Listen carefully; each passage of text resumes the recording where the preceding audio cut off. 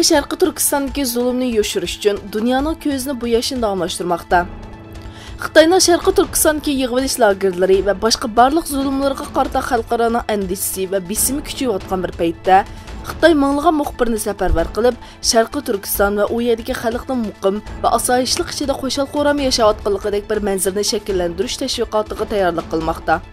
İgillenishcha, tayyorlik xizmatlari boshlanib bo'lgan bo'lib, suratga elish oxirlashgandan keyin qisqa vaqt ichida xalqaro jamiyatga tarqatildi ekan. Indoneziyalik musulmonlar Sharqi Turkiston uchun namoyish qilishni davomlashtirmoqda.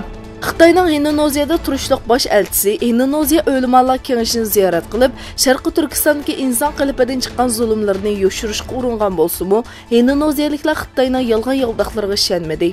Bir necha kundan buyon Indoneziyada namoyishlar davomlashayotgan bo'lib, bugun va atmo o'xshash bo'lmagan rayonlarda namoyish o'tkazilganligi bildirildi. Xitoyning Fujian o'lkasida avtobus bo'lgan bir kishilar to'piga bosib kirdi. Natijada 5 kishi o'lib, 21 kishi yaralandi.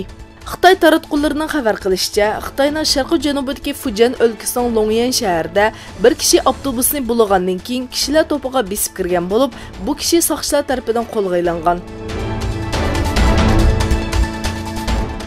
Qozog'iston Rossiyadan S-30 SM tipli zamonaviy urush aeroplanlarini topshirib oldi. Qozog'iston Mudofaa ministrligining bayonotida aytilishicha, ikki davlat orasidagi harbiy texnika hamkorligi ramkasi ichida Rossiyadan Qozog'iston armiyasi uchun yangi yuqori mexanikaga ega bir turkum S-30 SM urush aeroplanlari elib kelingan. Bayonotda Qozog'iston havo armiyasining aeroplanlarini muvaffaqiyatli sinov qilganligi va manevrda ishlatganligi bildirildi.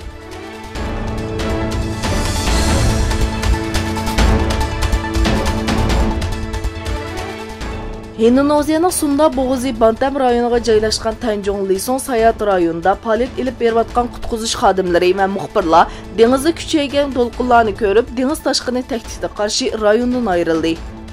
Dengizda yuz bergan o'zgarish va to'lqinlarning ko'tarilishi sababli izlash va qutqizish xodimlari, muxbirlar va rayondagi xalq imkoniyati yor bergan qatnash qurollari bilan tog'larga bashdi.